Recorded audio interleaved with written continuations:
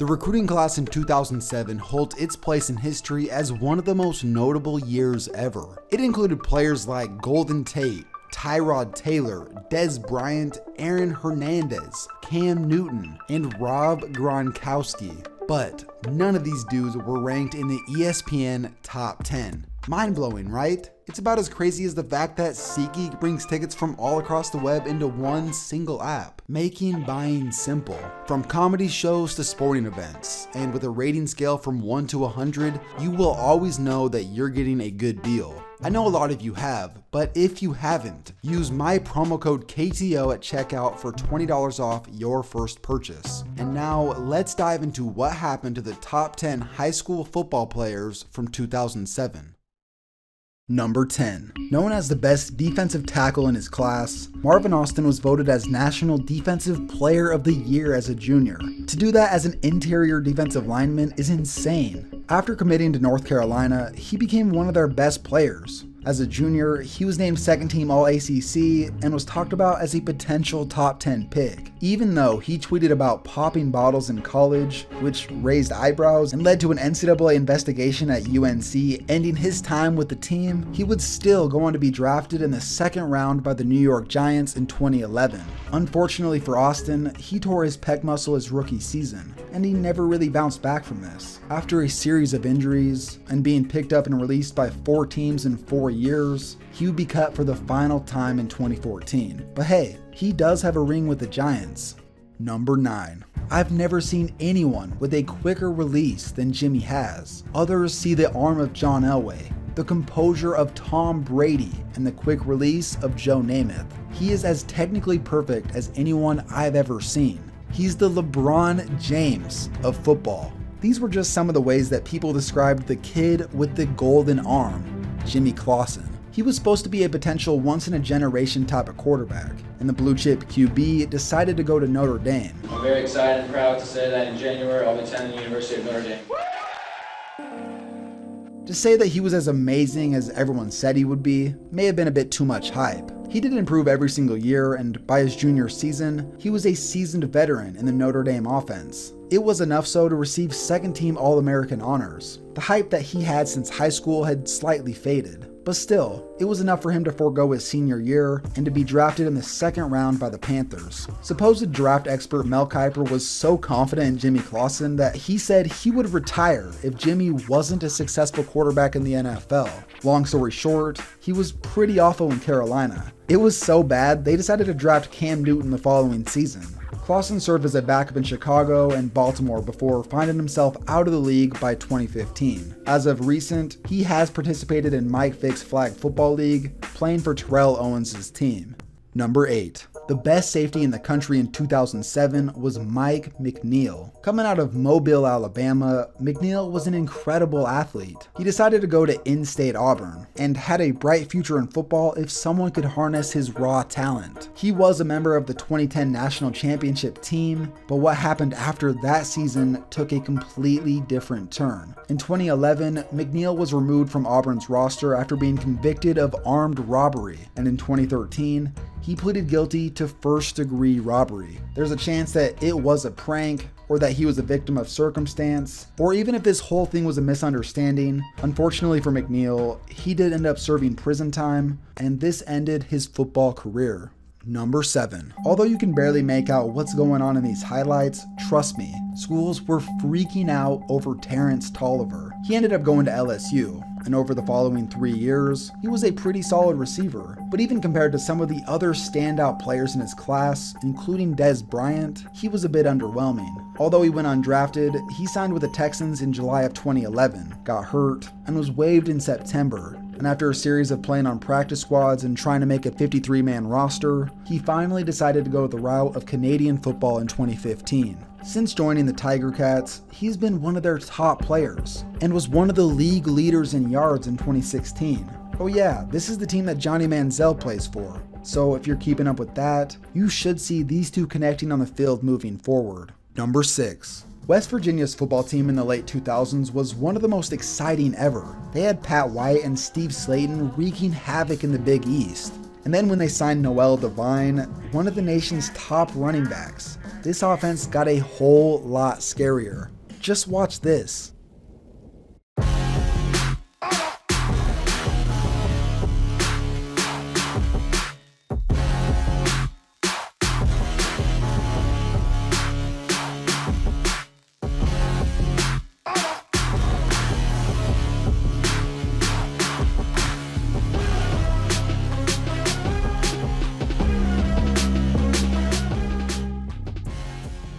Devine would have some sensational moments during his time at West Virginia, but honestly, this next part bothers me. Draft experts said that he was too small to play in the league. He was too injury prone for NFL teams and they shouldn't take a risk on him. Because he competed at the combine while injured and didn't do too well, it cost him a real shot at the NFL. His career in the National Football League lasted 4 days. He signed as an undrafted free agent by the Eagles and then was waived not even a week later. He gave the CFL a shot, but it didn't work out too well. He recently got a chance to showcase his ability in the 2017 Spring League, where he played well. He honestly has an unbelievable life story that I didn't even talk about. So if you're interested in that, check out Flemlo's video, where he goes more into depth about his life. The recruiting hype surrounding Martez Wilson was immense. The Detroit Free Press named him as the #1 player on its Best of the Midwest team. Ron Zook compared him to one of the all-time Fighting Illini greats, saying, quote, "Martez is as close to Simeon Rice as I've seen." With the comparisons to a guy like Simeon Rice, Illinois fans were going nuts when Martez Wilson chose them over conference rivals Ohio State and Michigan. And 2007 was a special year for the Fighting Illini anyway. They would go on to have one of the biggest upsets in recent memory over #1 Ohio State. And then they went to the Rose Bowl for the first time in what seems like forever. But things took a drastic turn for Wilson. After his sophomore year, he would be hospitalized for being stabbed outside a bar. He ran over to assist his friend who was in the middle of an altercation, and he received the worst end of the entire situation. He bounced back though, and after a solid senior year in 2010, he would go on to be selected in the 3rd round by the New Orleans Saints. He never showed much potential, and they ended up getting rid of him after 2 years. He bounced around for a bit after that, and ultimately was out of the league by 2014. He tried his shot in the CFL, and as far as I know, he never really played. Number 4. This is the standalone player so far on this list. Coming out of Fairburn, Georgia, Eric Berry was the top defensive back in his class. Honestly, he was just an athlete, because he was a great quarterback as well. His stellar high school career translated very well at Tennessee. He won SEC Freshman of the Year, won Defensive Player of the Year in the SEC in 2008, and then won the Jim Thorpe Award as the nation's best defensive back the following season. With a lengthy list of accomplishments during his time at Tennessee, the 2-time All-American decided to pursue the NFL. He was regarded as the highest scouted safety since Sean Taylor, and after the Chiefs selected him 5th overall in 2010, he has surely lived up to those expectations. Not only has Berry been one of the league's best safeties, but he also overcame 9 months of chemotherapy for Hodgkin's lymphoma in 2014. And even while going through chemo, he still worked out, and then overcame it by coming back the following season and winning Comeback Player of the Year. Eric Berry has an amazing story and is truly a legend. He is currently bouncing back from an Achilles injury and is still a vital part of this Chiefs defense. Number 3 through number 1. These last 3 players go all together. The best linebacker in the nation was Chris Gallipo, and the best 2 running backs were Mark Tyler and Joe McKnight, and these 3 all committed to USC. Mark Tyler played at the same high school as Jimmy Clausen. Could you imagine having to play against that offense? Chris Gallipo literally said that because of how excited this coaching staff was about this class was a major determining factor in his decision.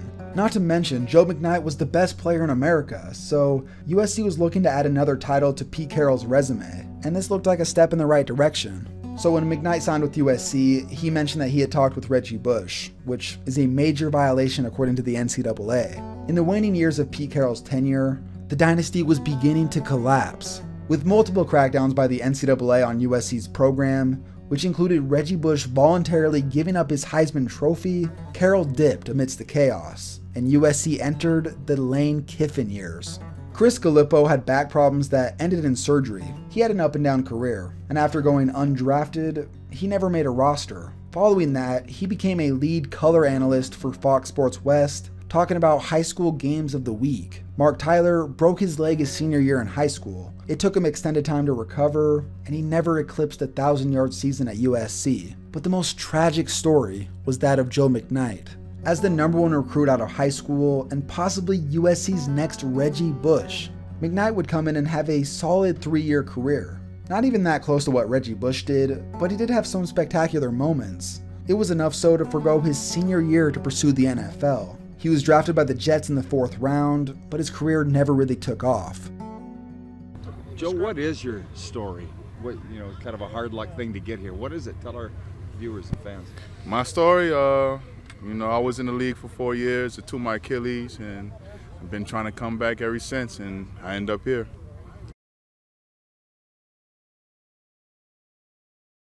Detectives are questioning a Louisiana man after he admitted to shooting and killing a former NFL player. 28-year-old Joe McKnight is dead. Authorities believe the victim of a road rage incident in New Orleans.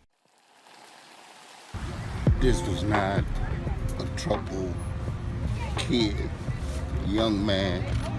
The boy was just trying to make it back in the NFL. That's all he wanted to do. That was his whole dream from 6 years old. I've been knowing him from 6, and for this to happen, it's just senseless, and it has to stop. Somewhere, it has to stop.